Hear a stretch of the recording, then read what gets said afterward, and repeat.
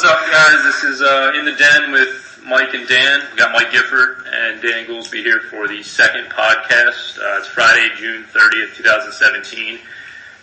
We're just going to piggyback what we did last week, talking about sports, focusing on the local stuff, really, and, visiting just what's going on kind of in our lives and how it pertains to the rest of the world and our views in it. So, what's going on with you guys right now? What's been going?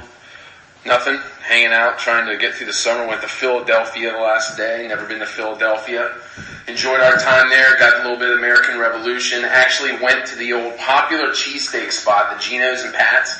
And I'm going to be the blasphemer here and tell you, you know what? It wasn't worth the walk from the hotel, nor was it worth the $20-some that we paid for both of the cheesesteaks. I mean, were they both decent? They were decent, but there are other places, especially where we live here, restaurants that make them better. Oh, yeah. So it was funny, but we talked to the van driver that drove us around. He said, "Oh, you went there? It's just a tourist spot." And we were like, "Yep." Walking through the hood of the city, it was hilarious. Oh, yeah. Walked past a couple of joints that my kids looked inside of the thing. They had like adult toys and stuff right in the front, and I was like, "Oh my God, what are we walking through?" Philadelphia. That's what you're walking through. Holy cow. But you know what? It was fun. It was a good time. We talked to our kids. We've been all over from western Pennsylvania to eastern Pennsylvania. We've been a lot of places, so they got a good experience out of it. And awesome. Speaking of baseball, over the weekend, my kids got to play in an all-star game up at Frederick Community College on a real 90-foot field.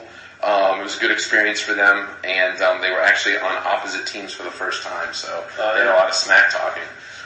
They both met each other at second base. One was a runner and one was a second baseman, and the second baseman's son pushed the other one off the bag, and so yeah, there was a couple moments of smack talking. So that's awesome. Yeah, it was interesting. All-star game for both of them. Yes, yeah, they were chosen by their coach who had been with them for a while, and that was a pretty cool thing. They've been with this guy for about 4 years, so. Oh yeah, that's what I'm proud of. And then just trying to finish some schoolwork. My profession is an educator, and I am going back to get a couple of credits for my recertification. I'm going to tell you what, it is busting my hump. I've been working now for probably the last 2 days on something that was supposed to be 6 hours, and I've taken probably 12 to 18 hours on it. Oh yeah, you're somewhat incompetent at this. Good God. It's a pain. I know all the stuff. I've been doing this forever, and I know everything. It's just the tediousness of putting it on paper. Oh, I can't imagine being back in school in that capacity. Like, I could take a test right now. I love taking tests. I love, figuring out the only person in the world. Figuring out a quick problem. I like a quick problem. I like math and all that, but, writing papers. Even at work when I write reports and stuff like that, that's the last thing I ever Theory and practice and what is this? And it's like, I did this 18 years ago when I was in college. I don't need to be doing it anymore. Yeah, sounds terrible. You're like 50 years old now. Why would you go back to school? Close to 60. Yeah, no, I was saying about Philly, though. I went to Philly a couple of years back on training, and I would echo what you just said.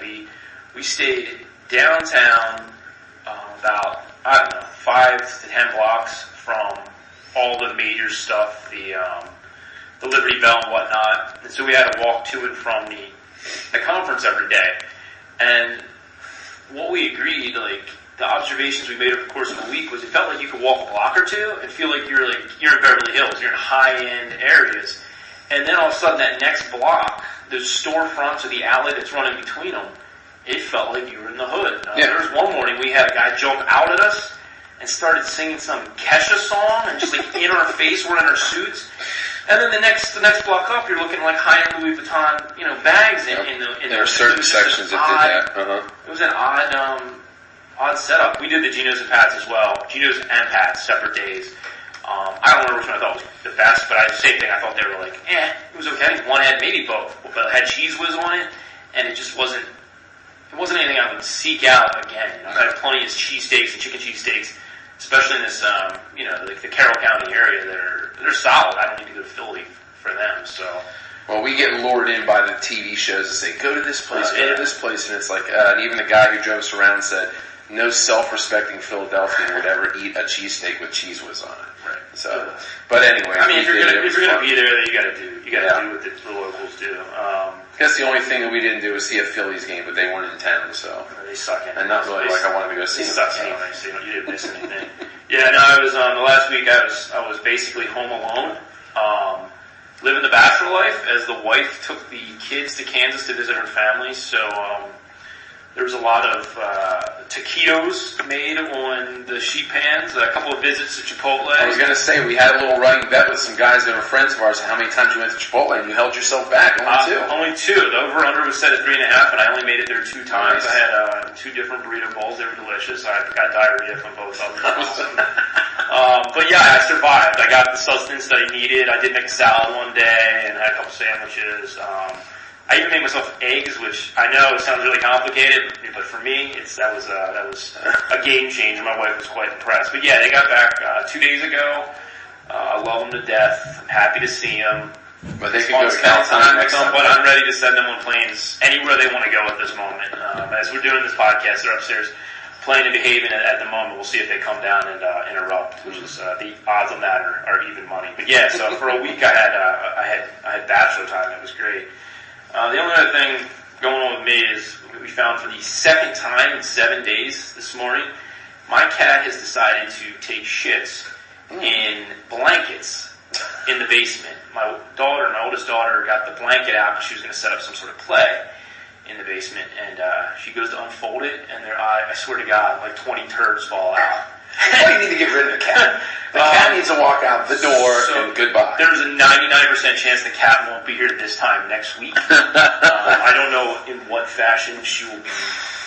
We will get rid of her. We're hoping to find a good home for her, but I don't know what's going on. But anyway, yeah, she's having an issue. That today put this donkey on tilt. I was ready to lose it. So, but anyway, yeah. Other than that, my wife's back, so she can kind of help me with cleaning it up when she gets home today.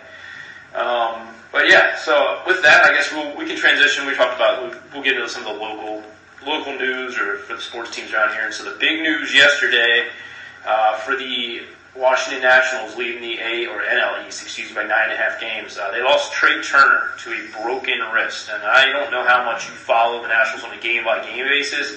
Like I said last week, I mainly focus on fantasy sports at this point in my life. I don't have Turner on any of my teams, but it's hard to not know what he's doing because of how impactful he is. I've got stats here that for his major league career so far, he's played in 141 games. He has a .311 batting average with 106 runs, 20 bombs, 72 RBIs, and 68 stolen bases. Basically, if you prorate that to a 162-game season, he's a 25 home run, 75 stolen base, 100 run, 100 RBI guy. The guy is an MVP candidate at this point in his career. Now, granted, it's only 141 games, but he's done it now over the course of 2 separate seasons.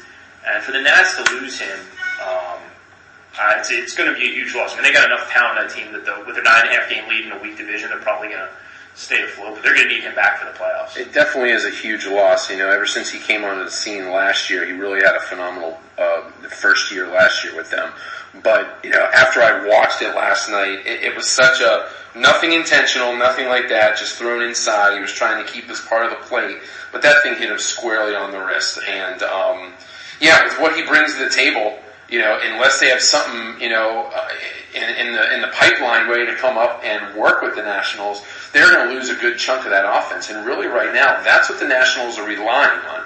They're relying on that high-powered offense because, as we'll probably talk about in a few minutes, their bullpen cannot save they're terrible. a game. They can't do anything. They have a 10-run lead, they lose that 10-run lead. They have a 5-run lead, they lose that 5-run lead. Yep. So now, you're coming into the part of the season where it's winning by attrition. Seeing guys who are going to just be able to be healthy, not get injured, and if you're losing guys for long periods of time, like Trey Turner, or God forbid if Bryce Harper falls into something in August or July, if Anthony Rendon, if Murphy, something like that catastrophically goes wrong, and shoot, even with their pitching, Steven Strasburg, he's never made it through one complete season. Right now, I have my fingers crossed because he always does well before the All-Star break, and then something happens where his body just, gives out on him. Yeah, there's some guys who they break down. Yeah, so if this happens, they're at an 8-game lead right now. I could see it dwindling to 4 games. I don't think they're going to lose the division. Nah, they're not losing. That division's so bad. What are you doing? It almost echoes something with me like in other Washington sports, like with the Capitals. It's really great. You're awesome in the regular season. But when you come to the playoffs, you can't do anything. The Nationals right now have to be geared somehow towards getting to October and winning in October. So let's look at the silver lining here, right? Like it is only it's basically the halfway mark. I think we're like 79, 80 games into the season. So Turner's not expected to miss the rest of the season. They don't have a timetable yet. So they should have him back, and hopefully the wrist injury is not going to sap, the moderate power that he has and the hitting skills he has. So they should have him. Hold on there, Mike was firing up his porn on his computer. But they should have him back by September. So they can't afford to lose Bryce Harper. Bryce Harper's an MVP candidate. He's already on the Hall of Fame track at this point. I know you like to debate that with me a little bit here and there. The guy's an MVP candidate every year. Turner's honestly not that far behind, at least statistically. And then do have some other pieces that are playing incredibly well. Rendon and Murphy. Zimmerman has a rebirth year. Essentially, he must be on steroids to some extent. But I mean, that offense is scary. And you're right. They need every piece of it when they get to the playoffs because their bullpen is atrocious. We touched on it last week. I think Coda is still in the DL. Blake, is it Treinen? Is that how you say his name? Blake Treinen. Treinen. He gave up 3 runs last night. They gave him the close role early in the season. He cannot hold a lead. I think Sean Kelly might be injured right now. They have a lot of injuries on top of the fact they don't have a whole lot of talent out there. What they do have going for them, though, and you touched on this as well, if you got Scherzer and Strasburg, if they're healthy in the playoffs, if they get to the playoffs and you can kind of shut Strasburg down at the end of the season a little bit, skip a start, skip it here or there, I really do believe they're the best 1-2 punch in all of baseball. So then you add that with Harper and Turner. I think they're going to be okay long term. But for right now, the dog days, they start to hit July, August. Like you said, that lead may dwindle from 9.5 to 4 or 5, and they might start sweating a little bit. Well, what I'm looking at right here is a typical broken wrist that's not that's not severe. Said more severe breaks, not fully mended, could take up to 6 months. But obviously, when it was hit last night, it wasn't like it snapped and broke out of the bone. It wasn't a compound fracture. It probably was one of those broken fractures that, like my son's had before, where he's fallen on his wrist. So they say about 8 weeks or longer. So I mean, if you're talking about today, you're talking 2 months. You get him back after a DL stint, probably mid-September, and then if you can put him back in the lineup, and if by mid-September you still have a 3-4 game lead, that's fine. That'll carry you into the playoffs. Now, going back to what we said about Zimmerman, it's funny because I've listened to the GM Mike Rizzo talked a lot about what he likes to say is, I guess the word is regression to the mean, but that's the reason why they have baseball cards, is because your baseball card tells a lot about you, and Zimmerman is playing to what his baseball card has said in the past. Before, he has fallen below what his baseball card has said, so now he is coming back to that. So I disagree with what you say, and I know you're just saying it tongue-in-cheek, but with the steroids, stuff like that, I think finally now he's getting over a lot of the injuries he's been in 3-4 years, so he's starting to be able to play like he is supposed to be playing. Now, what is he, 31, 32? It is pretty tough for an older guy like that to be playing, but at the same time, I don't want to say I would put my money on him being on steroids. I say that tongue in cheek. But we talk about baseball. If you look at Zim the last few years, this is not Zim. He was a pretty damn good player for the first 4 or 5 years of his career, and then he was sapped with shoulder injuries. Had to move him around the diamond, and really just couldn't hit for the power. So my question is he just completely healthy? Is he just seeing the ball better, and there's some luck to it as well, or is there something underlying this, and whether it's steroids or whatever. I mean, a better hitting coach, who knows? It's weird because his overall baseball card numbers may say he's a 290 hitter that averages 26, 30 home runs a year, plays pretty good defense. The last 4 or 5 years tell you he's average to below average. So the fact that he's playing the way he is a huge unforeseen boost for the Nationals. They didn't see this coming. They were hoping to get 80 games out of him, of a 1 or 2 WAR, a win above a replacement player, somebody that they could have brought up from the minors, and instead, he's legitimately in the MVP race. It's crazy. If you look at his average, take out this year, which is just knocking out of the park. 2016-15, he was a 218, 249. But if you take those two out, everything's hovering around 280. Oh yeah, absolutely. 307.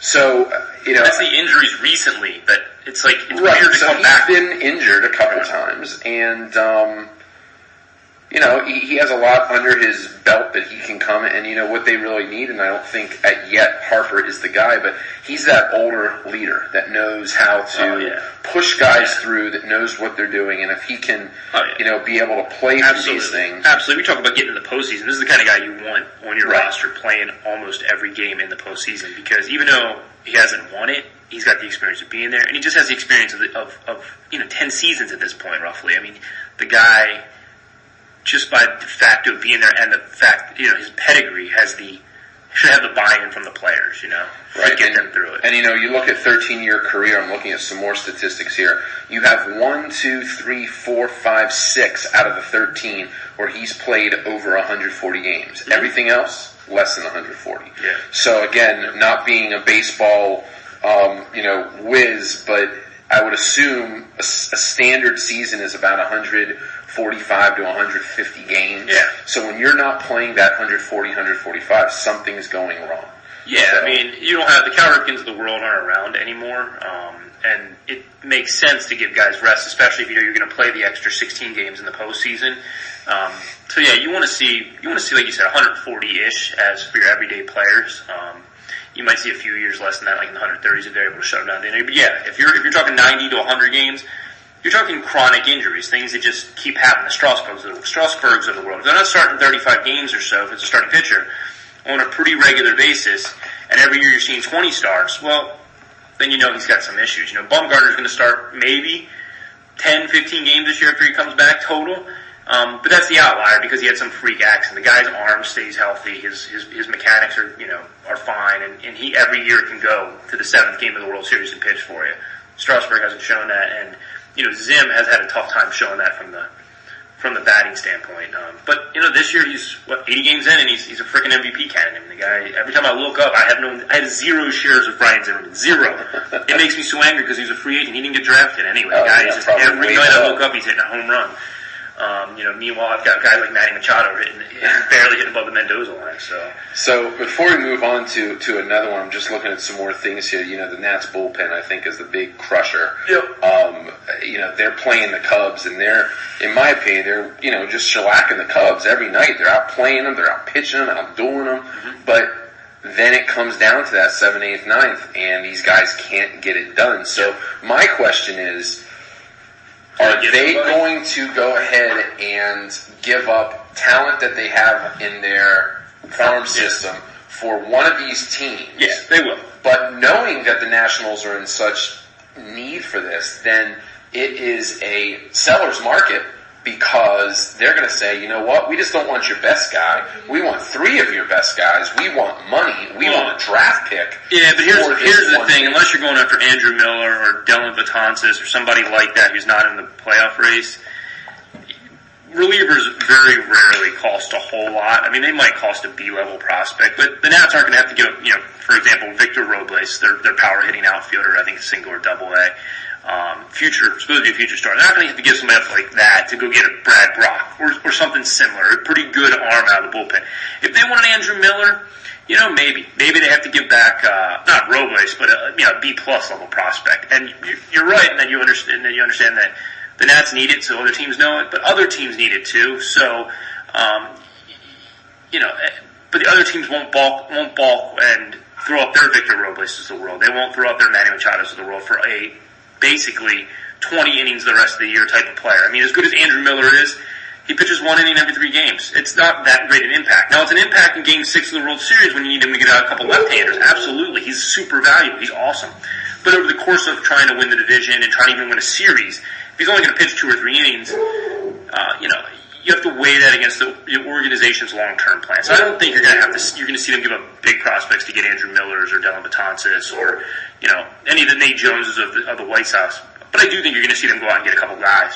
Someone like I said, Brad Roth, like the Orioles, somebody they can give that is a seller at the deadline, who's a 500 team or below, that disappointed this year.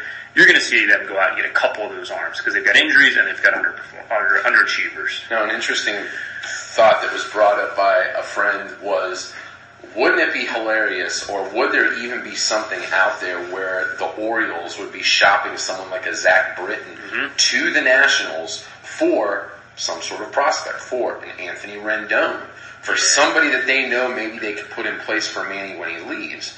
I don't know how that would work. Oh, it'd be awesome. I mean, if Britton's on the DL still. You don't even know what he's going to come back Exactly. into. I mean, Britton's going to be a tough sell, but if he can come back in the next couple of weeks and then have 2-3 solid weeks of pitching, then and people feel like his velocity there and his sinkers there, they might take a chance with somebody like that. So the Orioles are essentially giving up then. I mean, it's one inning. You know, they've managed to be 500 this year without him, and I think that what that shows is even with him, they're going to be a game over, 2 games over because he's a reliever. You know, they've blown a couple saves, but he's three outs in a game, and every other game at that, or not even. But if I were the Orioles and I could get an Anthony Rendon, which I don't even think is the equivalent value of even the best closer in baseball. Rendon's a borderline star.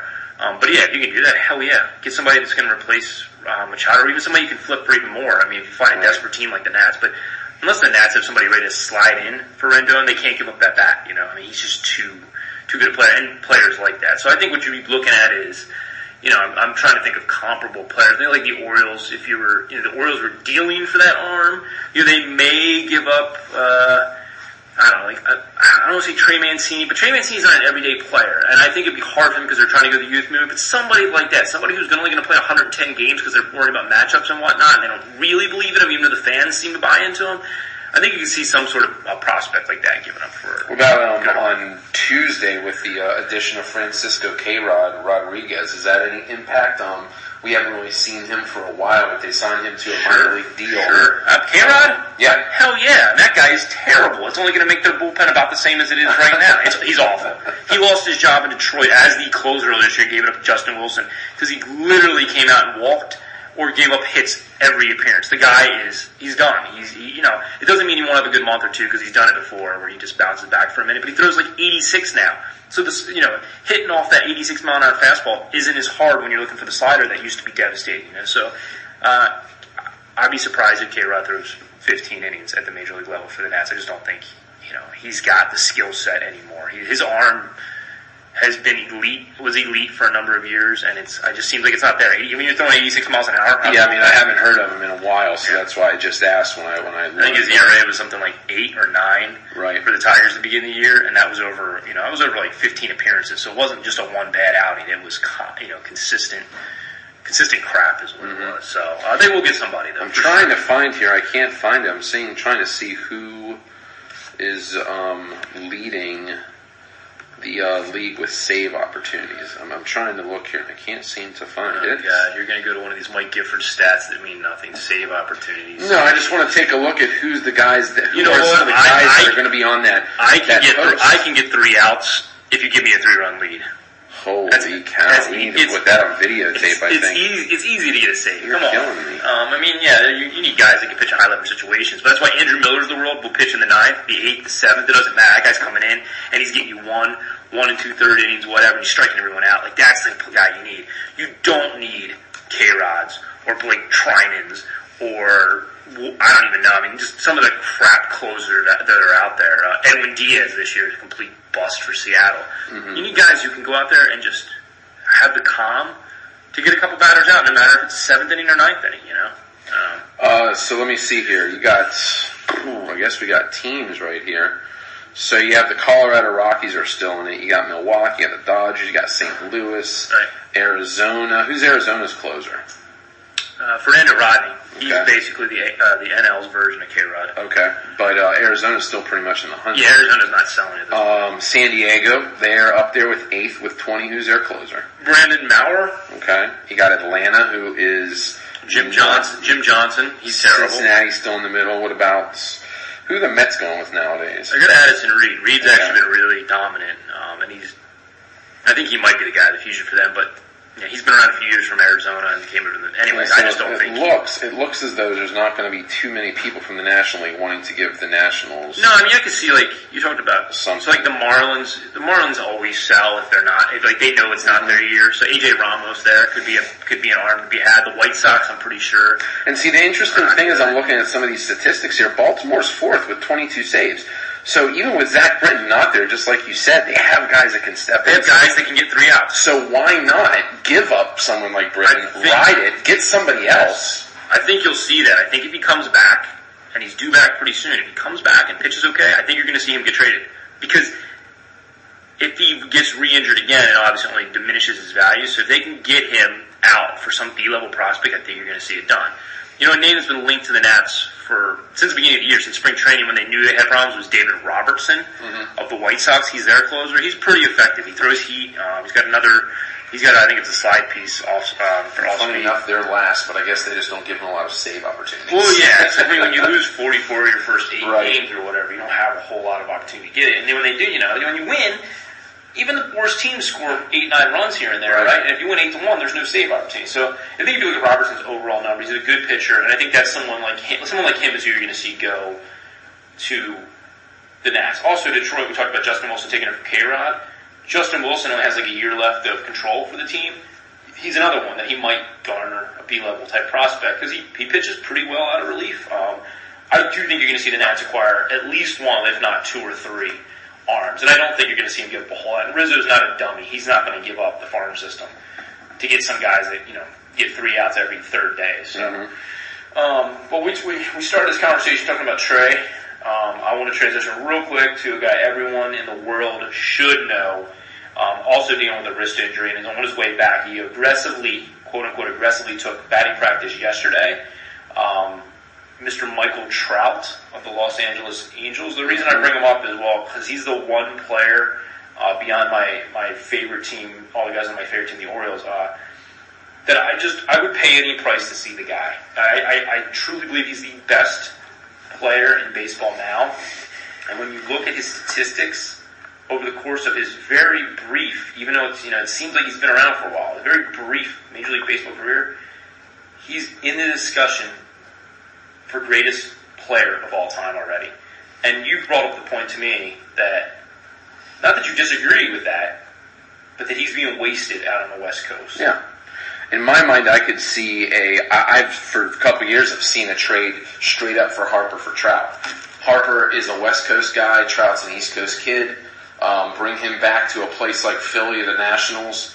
And he, I think, he would overshadow what Harper's doing because, again, it's so tough when the majority of people that are watching baseball live east of that Mississippi. When we don't get to stay up and watch these 10 o'clock games and all we hear of Mike Trout is when he comes east, plays in the nationally televised games, maybe during an all-star game or something like that. So I don't disagree with you that he is a fantastic talent. He's a transcendent player. Yeah, he's a generational player because, unlike Harper, Trout is a guy that will put up 3 to 4 categories and vie for the Triple Crown.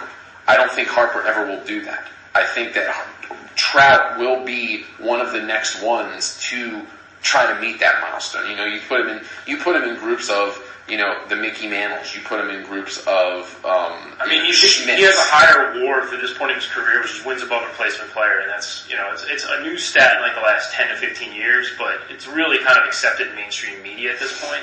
He has a higher WAR at this point in his career, and single seasons than a guy by the name of Babe Ruth. He's still got a long way to go. Babe Ruth, I think, was more of a slugger. I think we could all probably say that. Back in his time, though, he was the giant to everyone's, Sure, yeah. He was the Goliath to everyone's David, essentially. Mm-hmm. He was a different animal altogether. But, 2 points that you said that I want to go against, really, is one is, you said Harper, you don't see him kind of vying for Triple Crown or whatever, multiple category. I disagree. I think Harper is the 1B and Mike Trout's 1A. I think, and that's probably not fair. I think Mike Trout is 1, but I think Harper's the clear 2. You're going to hear Baltimore fans say Manny Machado. He's having a bad year. This is not who Manny Machado is.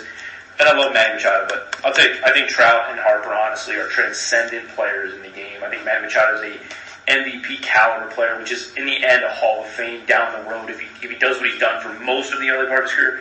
But I think Trout and Harper, you're never going to see that 1-for-1 trade because why give up God for God? I mean, you already know what you got in Trout, the Angels do, and unless they're going to get 8 pieces back, and if you're going to get 8 pieces back, one of them's not going to be Bryce Harper, right? So you're going to have to get Manny Machado and Zach Britton and Dylan Bundy and 3 other possible pieces that are a few years away to give up someone of that talent. I don't think you're ever going to see Mike Trout get traded, and in fact, I think he signed an extension a few years back, so he's there for at least the next 4 or 5 years. But what I think my point is, it's just a shame that I personally would even put a bet on this right now. I don't think he's ever going to sniff.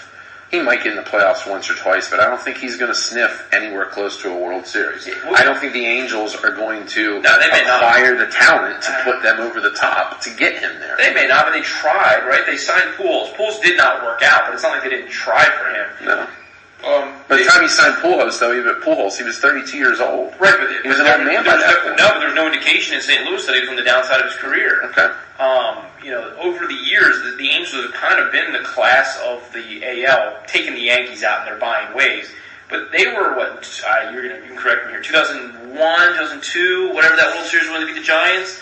2002, they beat the Giants and under Socha, and they were in the playoffs like 5 out of 6 years or something like that. I mean, the organization knew what it's doing. I still think it does. I just think they've missed on a couple players, and they don't have the pitching right now. You can't win without pitching, so... what do? You sign Mike Trout to all these extensions, and then you're going to have to sign pitchers, and then what's left in between? The role players. Or you develop pitchers. Some guys, do develop, and the Angels did that back in the day when, they had the John Lackeys of the world before he was what he is, not what he is now. He sucks now, but what he was last year with the Cubs, like a staple in any as a veteran in any lineup. He was an up and coming. Throw him out. I think he pitched Game 7. I think Lackey pitched Game 7. It's as a 25-year-old or something like that. In 2-2, in 202. I think so, yeah. I have to check my fact. He was in Game 6 or Game 7, but they developed him. They developed a couple other players. And, Darren Erstad of the world back in that time period was he's a good player. But then eventually those guys, I wouldn't call them role players, everyday solid players. Season. Right, like Mike Devereaux or Joe Warselak. Right. They have a couple good seasons, and you got to have those combined with a couple MVP players, or at least one MVP player, and a couple good pitchers. When the Orioles were successful in 96, 97, Messina was an ace. Right. They had legitimate superstars in Palmeiro, Brady had a couple really good years. Robbie Alomar still had Cal. Yeah. They had a good bullpen. Veteran team. Yeah, exactly. So, but some of those players, after a few years, their skill set starts to decline, but you have a window.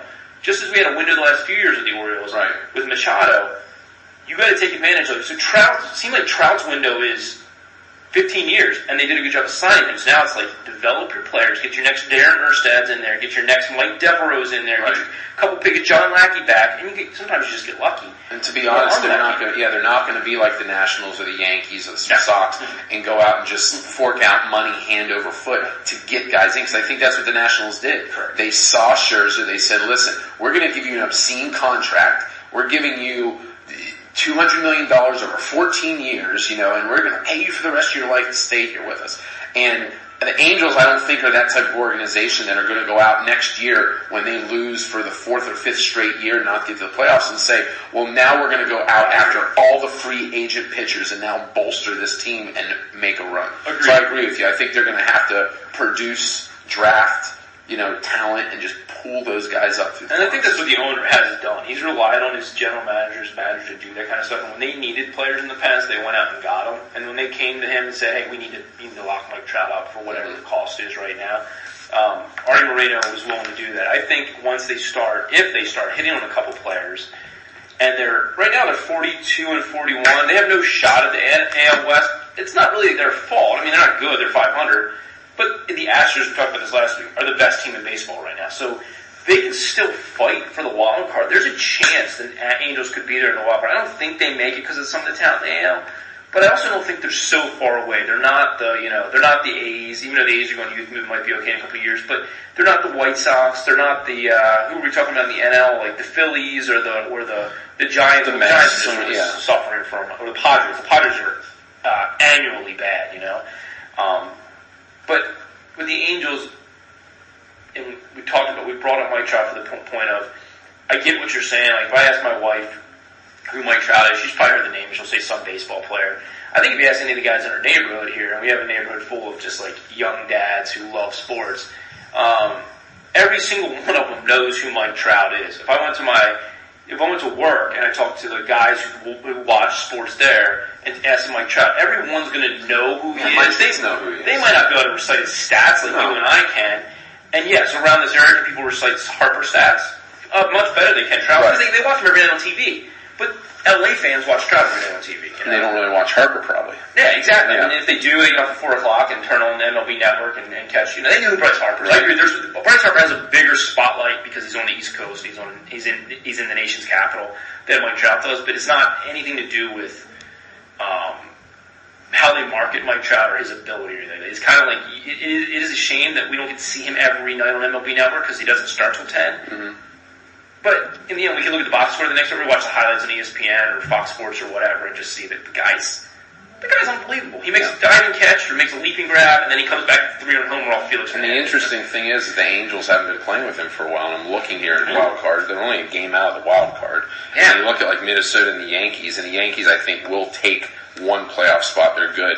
Now Minnesota, again, I am not up on all this stuff, but I know that Minnesota sometimes is a team that will be there for maybe 2/3 of the season. Minnesota's they're a fraud. Their run differential is -48. Okay, well, then you got Tampa Bay 1 game out. You got Baltimore a game and a half. So maybe the Angels, once they get Mike Trout back, are the best wild card option. They might be, and at that point, they might have somebody to trade to get at least a pitcher. Something to help them. I think you're going to see them at least. They're one of those teams I think that has enough talent to the end to give it a run for the West. They have no chance for the West. So I think what my homework needs to be is maybe while I'm off this summer, is take a look at the Angels and just somehow watch those. You have so many freaking jerseys or whatever you talk about all the time. I think you need a Mike Trout jersey. I only have one baseball jersey. It's Pirates. That's what it is. Mike Trout is. You're living through Mantle, DiMaggio, Gary, right? And all in one player. Right? And I think that non-baseball people like myself are missing out on probably something. We talk often about Tom Brady. We always come to the conclusion, he's great and everything, but in 20 years we're going to tell our kids we watched the best quarterback ever.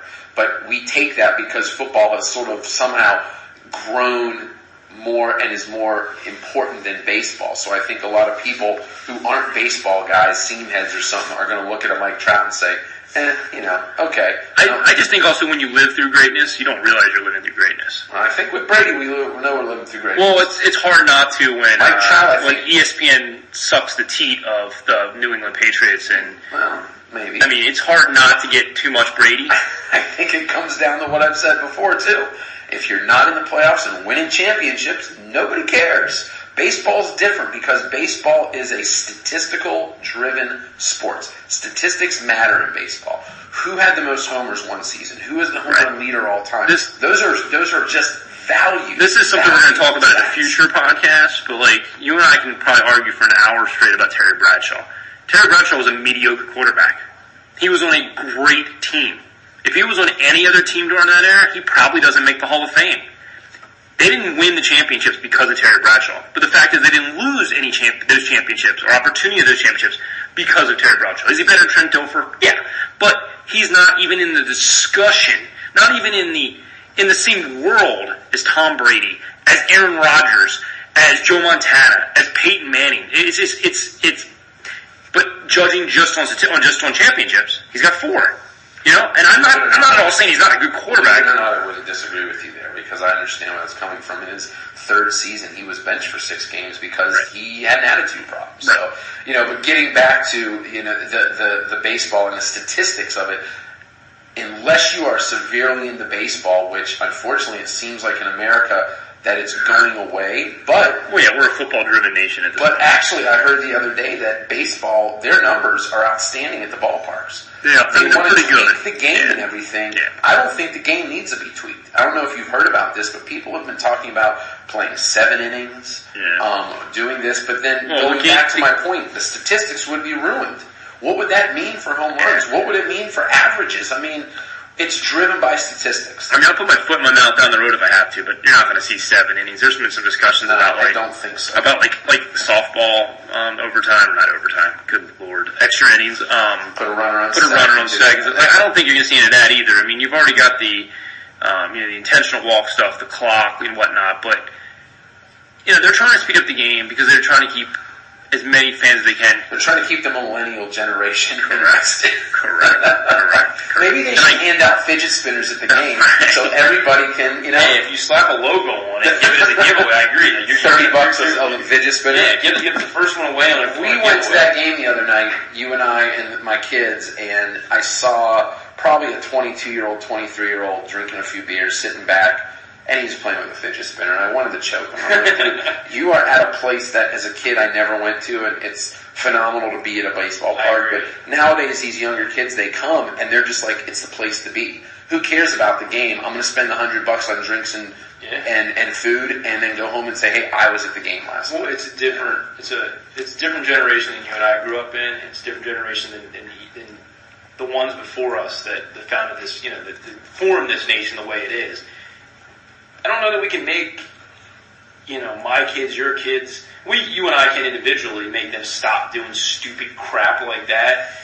But they're just essentially allowed to do whatever the hell they want nowadays. I mean, even you and I at times will give up at moments because we see the other one of us give up with our kids and be like, oh, that seems so much easier right now. I'd rather just have a beer or go throw, a catch or have a catch or whatever. Or, I just want to watch my show. Because we're not like some hero generation ourselves. No. We're lazy. We're just not quite to the fidget spinner level. Right. I mean, we still want to sit here and be podcast heroes for a living. And we also are trying to push values that our parents gave us and trying to keep some of that stuff in, and hopefully maybe our kids... We're trying to push it, yet sometimes we don't live it ourselves. No. So, I mean, there's this gap. As I say, not as I do. Exactly. So, yeah, I agree. I mean, my kids, they all have like 4 fidget spinners. I don't really care. But if I'm going to a baseball game, we're going anything, like, we're going to dinner. You're putting your tablets away, you're hanging out. They are making it a more immersive experience at baseball stadiums, using more technology, having Wi-Fi there, having these things. I think even the new Atlanta stadium where the Falcons are going to be playing, you're going to be able to sit in seats that are activated by 4 dimensions, which every time there is a hit on the field, your chair's going to move and rumble. And these are going to be expensive seats, but that doesn't make you laugh. Who the hell needs that? I think it's stupid because it's to just entertain people, to make them interested. Like I said, I'm an educator. Why do we need that? I'm at a Falcons game. I know. I'm watching Matty. I throw to the top of Julio Jones. Nobody cares. I'm watching Drew Brees and the bounty defense of the Saints. They want to be entertained every second. They want to have someone either was nice enough to bring me to this game, or I paid a good amount of money to sit here and watch an event that I want to be at, or I want to do something different than what's at home. Yeah. It's an experience. Good Lord, Mike. Our parents, when they went to Memorial Stadium to watch the game, and the guys barely wore helmets, and they sat through the freezing cold to watch 9 to 7 games. Now we're all spoiled by 41-38. Fireworks left and right. It's a passing game. And there better be a 100,000-foot HD screen that I can watch it on. Exactly. And you got to go to check your fantasy team while you're sitting there. And you're not just your fantasy team, your DraftKings team, and your next will be a virtual cheerleader giving you a lap dance. You know what? If that happens, I'm in. I'll pay my ticket for that. Oh boy. The last thing I wanted to hit this week, sports wise, we talked last Thursday quickly about the All-Star game. Just your thoughts on that, but.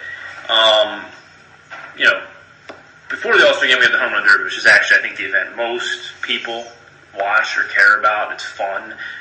Chicks dig the long ball. Hey, guys dig the long ball. Well, this year it's in Miami, so we know Stanton is going to be invited. What guys would you like to see? I think the format is they do 4 and 4, so you have Stanton as one of the NLers, and you get 3 others. Well, and from the NL and then 4 from the AL. Is there anybody that you think it's an automatic already that you put pretty good money on? Yeah, it's a young man's game, and I don't want to see. I'm looking at some statistics here, and the one guy that jumps out at me that I don't want to see is a Joey Votto type. He's an older dude. Oh, God, Joey Votto's number 1 on my list for the NL. I love Joey Votto. All right. Well, the guy who I do want to see because... He's 30 years old. Yeah, but not compared to... he's the best hitter in baseball. Okay, not compared to... I want to see Mike Judge go in there and hit a 500. Aaron Judge, not Mike Judge. I'm thinking Office Space. I want to go see Aaron Judge hit a 550-yard shot. 550 yard would be a 1,500-foot shot. Up into the upper decks where we were sitting the other night that I told you the ball could go. Where we couldn't see people?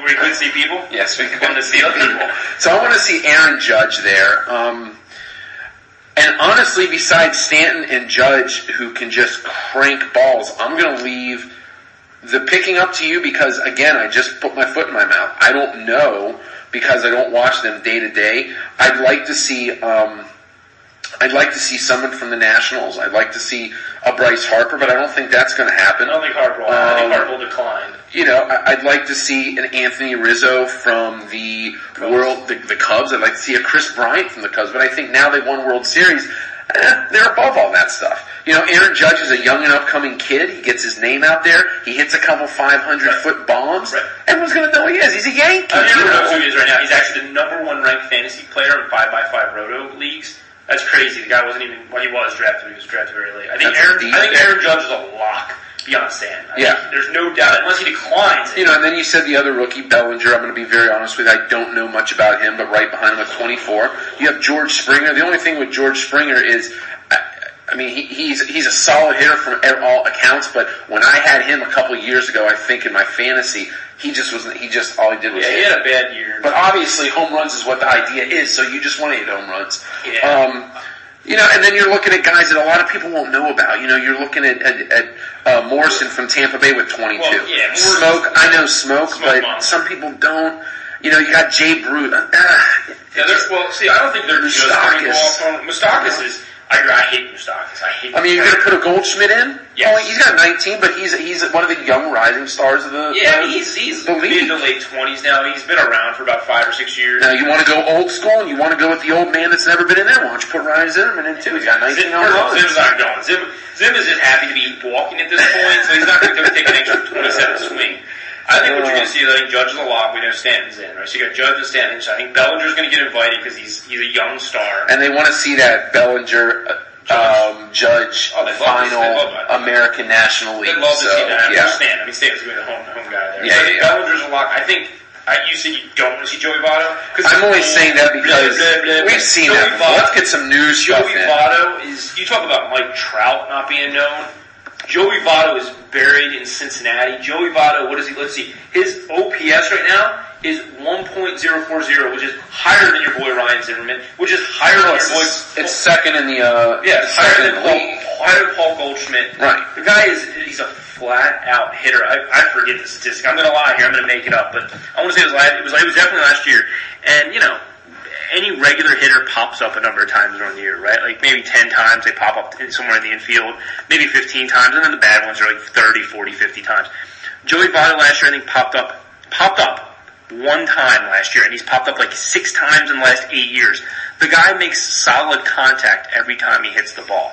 Does he strike out? They all strike out. Does he strike out immensely? Not at all. The guy walks, he gets on base. Yeah, it's a scary thing when, being a Pirates fan, you always see them go against Cincinnati. Votto will just, he'll kill everybody. I think they lost 11-2 last year, but Votto hits bombs. And he's got 23 on the year. I would love, if Joey Votto goes to the home run derby, I don't care who else is in it. Manny Machado could be there. I'm rooting for Joey Votto. I love me. So it looks like with what you're saying, infield fly balls, Joey Votto is second at 0.9%. Howie Kendrick is at 0.0%. Yeah. He basically never pops up. Yeah, and this is ever because Ryan Howard is second all time at 1.1. Right. So yeah, they said that there's not controversy, but it's interesting stat. You're right because he is getting solid talks about well-headed contact and stuff like that, and then he right. doesn't strike out at an immense rate. Like he strikes out like a normal guy. I think he's got something like 70. No, I'm lying. He has 37 strikeouts on the year. 37. Aaron Judge is 94. He has 1/3 the amount of strikeouts as Aaron Judge. No, I'm not. That's not a criticism of Aaron Judge at all. Aaron Judge is freaking awesome. But Joey Votto does everything. Anyway, so I think it's going to be. I think you obviously got Stan. I think it's going to be Bellinger. And I think it's going to be Votto from the NL. I think you got a decent chance if he's healthy of Eric Thames or Timms or however you say his last name. The guy he started red hot. The guy came over from Korea from the past year. I think there's a decent shot he gets invited if he's healthy. Beyond that, though, I'd want to see Paul Goldschmidt. Goldschmidt is the standard for what a hitter should be as well. I mean, he's right there with Votto, right? Like if you're a fantasy baseball player right now, your first round picks are Kershaw, Trout, Harper. Probably Judge is in there now, and then you've got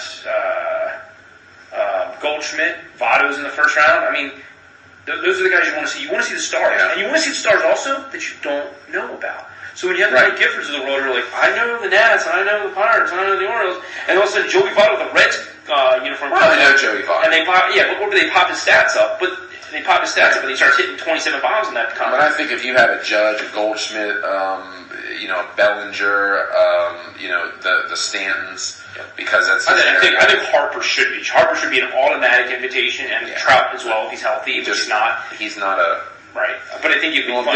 Here's an AL guy that we haven't gone through the AL quite yet, but like Judge, we said. Who else was in the AL that we mentioned? Moustakas, I think, is actually a good one. Moustakas hit some bombs. Springer. You just mentioned Springer, but I think one that stands out for me is Miguel Sano. I don't know if you know anything about Miguel Sano. Yeah. So he came up as a power hitting prospect for the Twins. He strikes out a ton. This year, I think he's got 18 bombs already, which is in the top 20 or so. He slowed down a little bit recently. The guy's got immense power. So once you get a 500-foot shot, Miguel Sano is somebody good. An oldie but a goodie, and this is one that you probably, I think, meant more when you started talking about Joey Votto, Edwin Encarnacion. That guy's been around forever, but he hits 30 bombs every year. He's boring, but I think he's somebody that could go out there and hit and win. I think he can win the title just because he's got the home run. I think he hit a home run the other night when we were at the game. No, remember I said I thought he was going to. Oh, that's right. He did. I was going to put my house on that in the over, and I lost both of them, so now I currently live in the backyard. Live in a shed. But anyway, so those are the guys that I'd like to see. I agree with you that it's geared for the audience. It should go towards more of a younger generation so that you can have younger fans identify with these guys and stick with them for a number of years. So, let's see. The other thing we're going to chat quickly about, because we're running out of time, is there's not a whole lot going on in the NFL right now. We're in June. I honestly don't care about anything in the NFL at this point. I know you kind of watch it throughout the year, OTAs and signings. I was called a fanboy the other day by one of our friends. I think a fanboy and you lust for it, right? Or something like I that. will lust for it, but I'm not a fan. You're a fanboy. You're absolutely 100%. But the only thing I've really been kind of keeping up on for me is there's a lot of fantasy mock drafts going on. Again, I live my life through the fantasy world. So I'm paying attention to a lot of the NFL mock drafts. So let me ask you about mock drafts, because it's dwindled. It's gotten less and less for me. But about 5 years ago, I probably would do 3 or 4 complete mock drafts a week for myself. Yep. Starting around now, or did you wait a while? I wait till beginning of July, and I had a lot of people tell me that means nothing because it's fake, and like halfway through, and I said, yeah, but it gives me a good idea. Yes, and I used to track. I used to put it on paper so that I knew, like in the 4th round, over my 20 mock drafts that I did, this guy's name was coming up, and a lot of people were picking him. So if I wanted him, I had to go for him in the 3rd round. Yep. So is that how you deal with mock drafts? Yeah, I want to see right now where guys are just going, where their ADP is, their average draft position. Someone like Marshawn Lynch, who's generally going at the end of the 1st, early 2nd. And he didn't play football at all last year. It's good to know that, because I think that's too high to draft somebody, no matter how good the Oakland Raiders line is.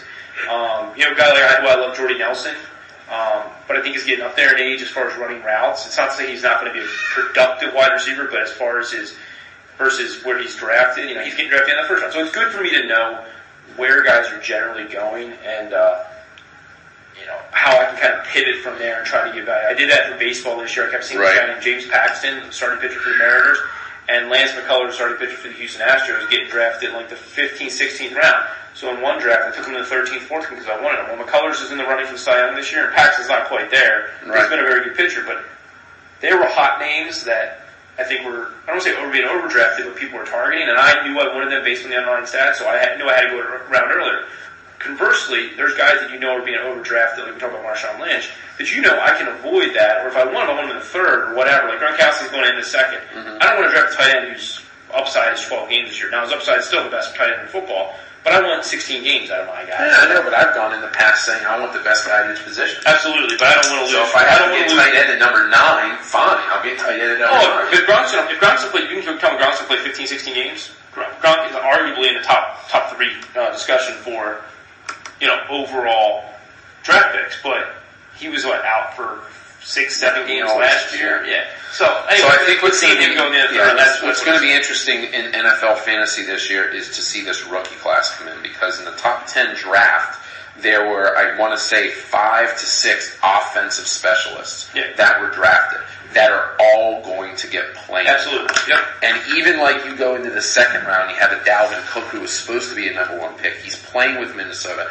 And our friend who is a Minnesota fan says it doesn't mean anything because the offensive line blows. They're awful. I still think he is going to be some sort of value pick when you look into those middle rounds as a flex value pick or somebody. If you get him at a point where his points at the end of the season equal he should have been drafted higher. I don't think you're going to see that. I think you're going to see someone like Mike Gifford or even Josh Smith, who he's our Vikings fan, who wants the Viking a round earlier because he knows Gould will be starting to look at him in round 12 or round 8 or whatever, and then therefore he's not a value because someone's going to reach for him because they think he's such a hot shot, such a value.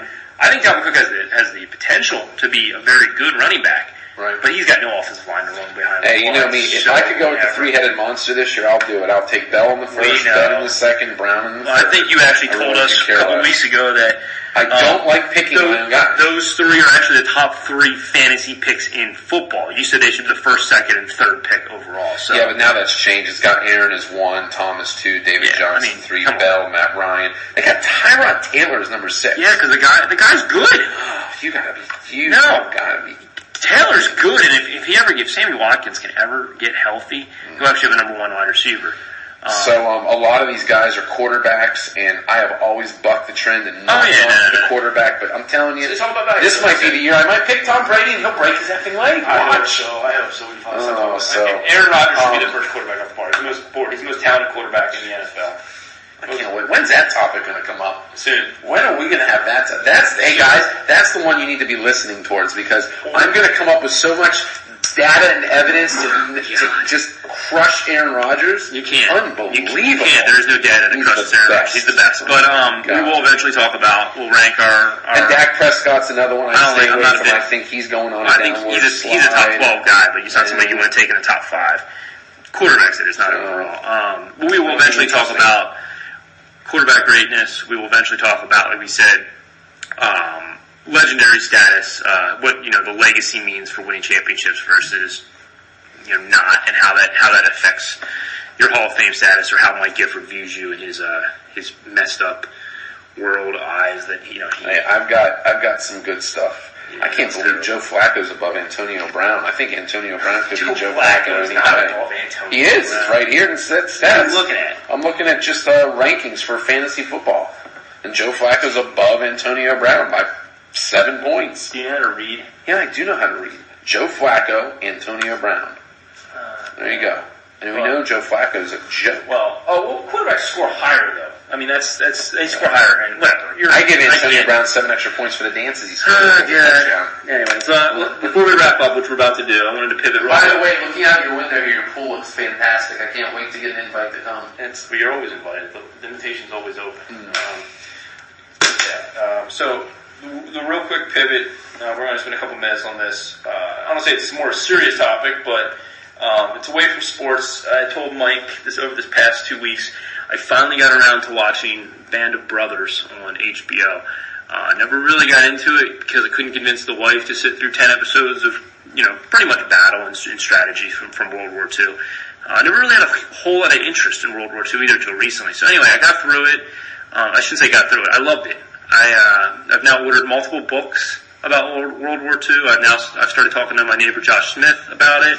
I had a 3-hour conversation with my father, who is a World War II nut. But really, I think what I took away, and it's a very obvious observation, and I texted the guys multiple times about this, but was I couldn't shovel the shit that comes out of these guys' asses back in the 40s and 50s. It's a whole different type of person that lived back then and that was willing to do what they did for their country.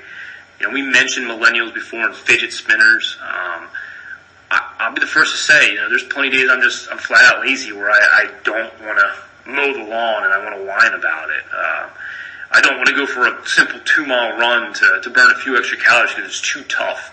And then I watch the show, and it's just a dramatization of it, but it's based on a lot of reality. And you watch the first episode. What's the mountain called? Or whatever, Karafi.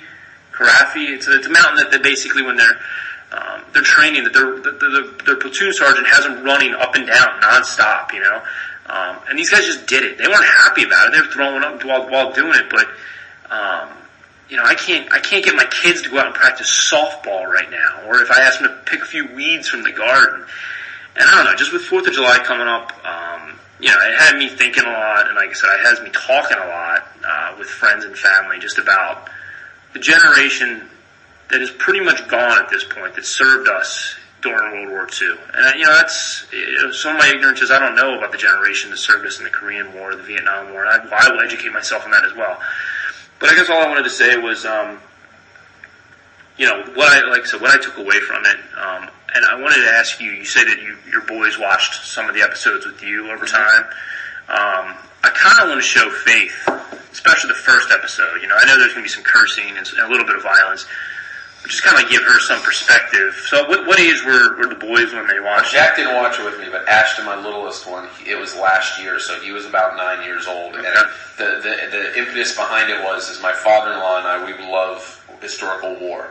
And we were sitting, it was just at our house one day. He had been over for a while, and we watched a little episode of Band of Brothers. And Ashton, my littlest one, was sitting there with me. He was asking questions, and we just talked to him. I said, well, you know what we're going to do? It was Memorial Day weekend. I said, we're going to watch all this stuff. And I'm to the point with the kids where the cursing doesn't bother me because we've gotten to the point where we know that they are not going to use that because it's not like language you use. We know that in music, books, and TV, they're allowed to.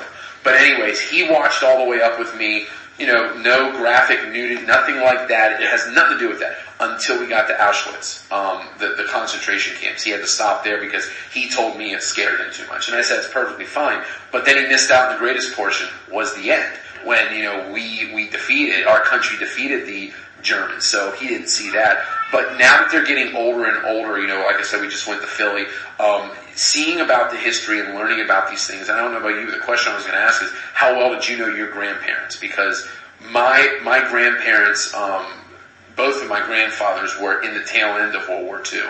And then my wife's grandfather was in World War II as a medic.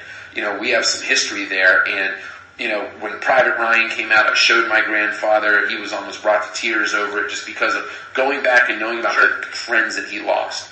But I think as adults like you and me, we have to keep that alive, and we have to keep that narrative, that history alive, because our world's changing, and to get, I guess, a little political, we can't forget with all the great things that our country is doing nowadays with, inclusiveness. We can't forget that, the people that fought for that inclusiveness, and we can't neglect it. When I was at Philadelphia and we saw the Constitution, we were 15 steps away from where a seat that George Washington occupied in 1787 as leader of the Continental Congress.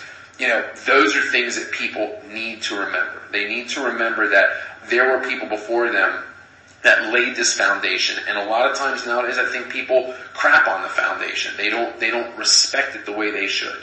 And I think when you were, obviously it feels like you had a profound moment seeing this. I think that people need to revisit things like 9/11, Pearl Harbor. They need to revisit, instances in American history that have changed us to bring us back down to earth. Because I think we're kind of flying high in the atmosphere thinking we are above everybody else. And nowadays we're not. We have to go back and remind ourselves who we are, what we came from. Yeah, I think we're just in I know we're in a different time period, and that all the people that are volunteering out there now, it didn't even cross my mind. I've got people I graduated high school with, I'm sure you have the same, that have gone and served in the Marines and the Army and the Navy.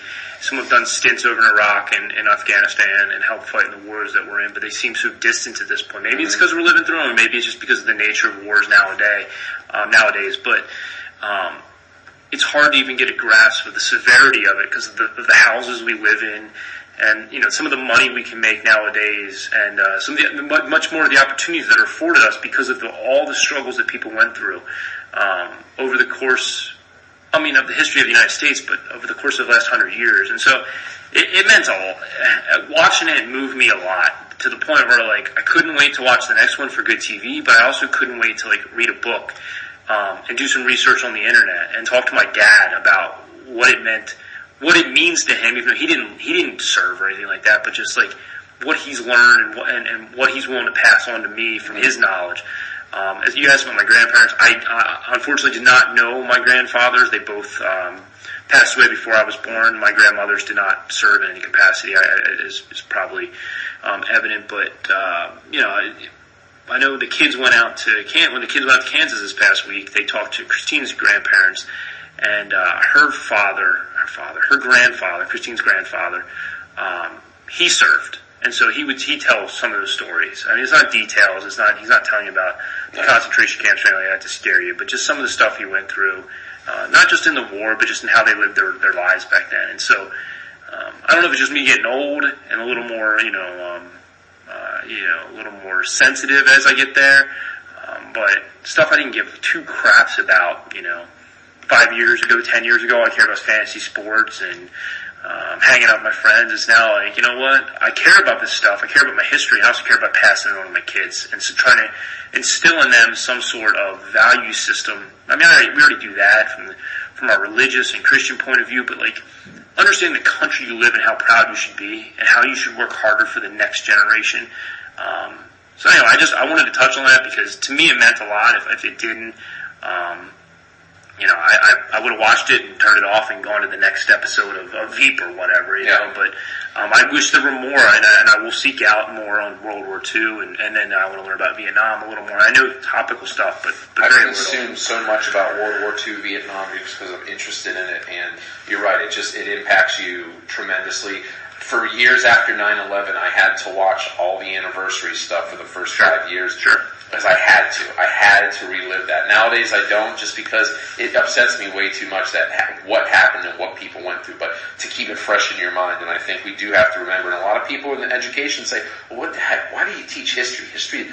Well, there's a lot to be learned from history, and a lot of people who are not truly educated don't understand that. So I think we can go back and teach kids over and over the values and the connections that 1945, end of World War II, has with 2017.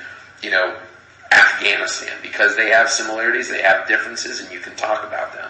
Yeah. I think the people that really need to think about that are our elected officials. They should have to sit down and take a look at all that stuff and say, this is what you're truly doing this for, not for your self-interest. I agree. I think we talked about that too, no matter what side of the aisle you're on. And Mike's Republican, and some days I'm Republican, some days I'm Democrat, so I can just tell you right off the bat, we disagree on a number of things. But if either one of us served, I truly believe that you'd be there for our constituents, and that's not what's happening right now. So I agree. Like they should have to be almost forced to have that perspective reinstilled in them. Yeah. But anyway, like I said, I just wanted to touch on that beyond sports and beyond the fun BS that we kind of talk about here and there. And while it's just a television show, it offered me some perspective into how lucky I am, no matter what hardships I go through.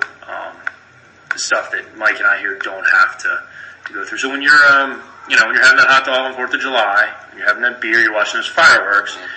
Remember, the freedom of this country was won over multiple wars, and it's not going to end. We're going to go through multiple wars. You don't know if it's going to be your kids or your grandkids, and it's not to get philosophical, but there's a lot more important things than DraftKings, which I'm watching on my laptop right now, and I hate every golfer that I selected.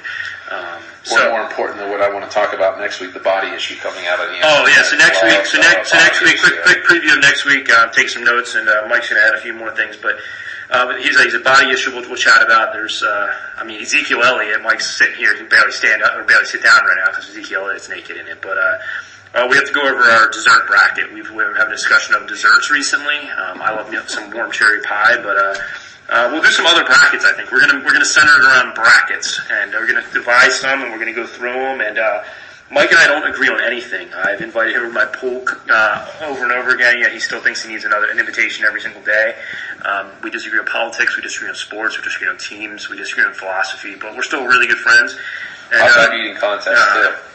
That just sounds dumb. I mean, I hate it. Like he loves it, I hate it. But so next week we'll go through brackets, and I'm sure we'll be at each other's throats. So, in the meantime, enjoy 4th of July.